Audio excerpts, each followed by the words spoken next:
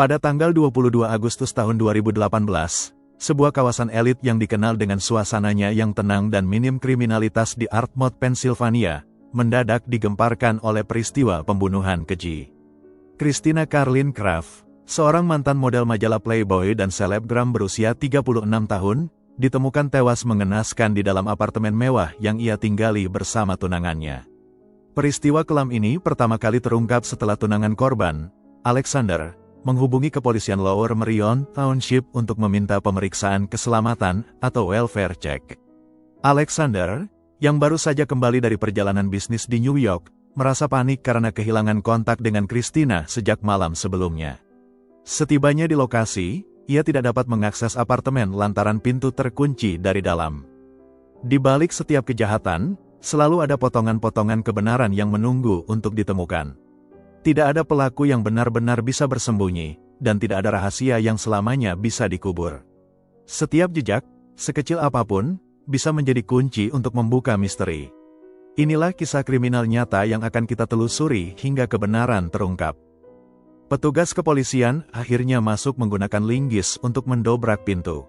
Di dalam, petugas dikejutkan oleh kondisi apartemen yang berantakan. Saat memeriksa kamar tidur, mereka menemukan pemandangan yang mengerikan. Tubuh Christina tergeletak tak bernyawa di atas tempat tidur, bersimbah darah, dan tertutup oleh selembar selimut dan spray menyerupai kepompong. Wajah korban mengalami luka parah akibat hantaman benda tumpul.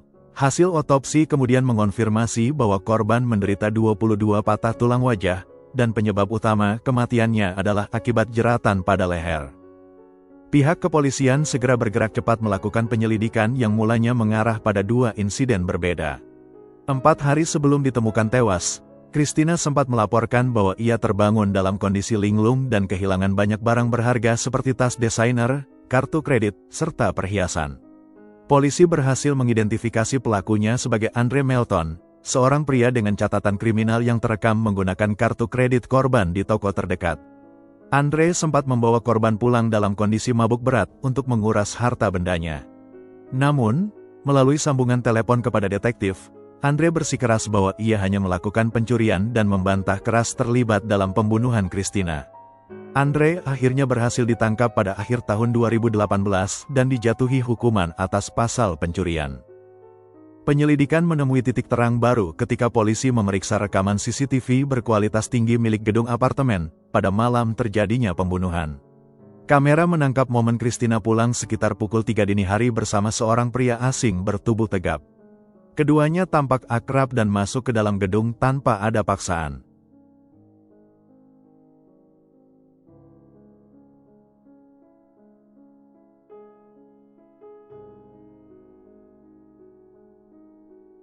Penyidik mendapatkan keterangan krusial dari seorang pengemudi Uber yang mengantar mereka malam itu.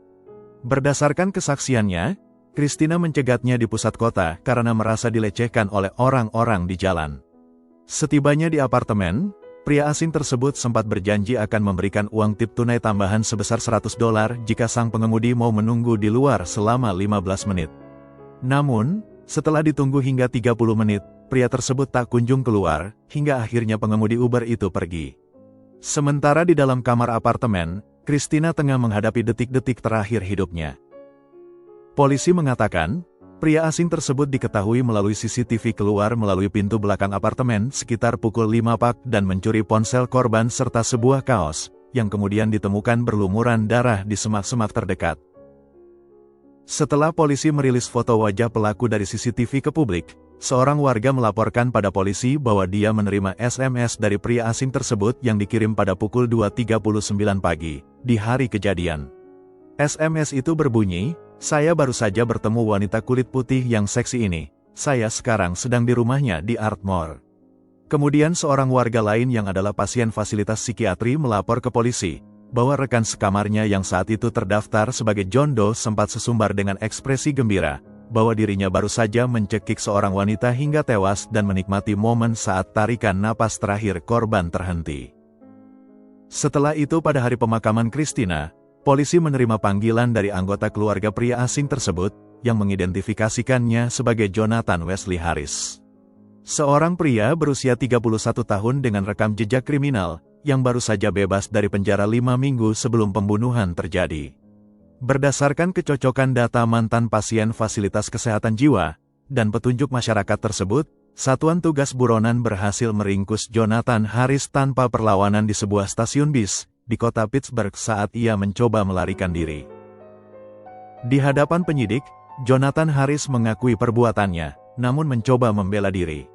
Ia berdalih bahwa mereka bertemu di sebuah bar di pusat kota dan sepakat untuk pergi ke apartemen Christina demi mengonsumsi kokain bersama.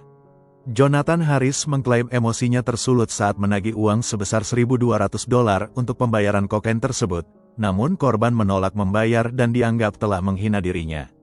Pertengkaran fisik yang hebat pun tak terhindarkan. Jonathan Harris mengaku memukul wajah korban berulang kali hingga pingsan dan mengikat tangannya dengan celana piyama. Titik puncaknya terjadi ketika Jonathan melihat Christina tersadar dan mencoba meraih ponselnya untuk meminta bantuan. Melihat korban mulai menekan angka 9, yang diyakininya sebagai upaya menghubungi panggilan darurat 911, pria itu menjadi panik dan langsung menyerang kembali. Jonathan mencekik mantan model tersebut hingga kehabisan napas. Setelah memastikan korban tewas, dia membungkusnya dan menutup tubuh Christina dengan selimut dan spray. Kemudian Jonathan melarikan diri melalui pintu belakang apartemen, kemudian melompat dari balkon di lantai 2 pada pukul 5 pagi.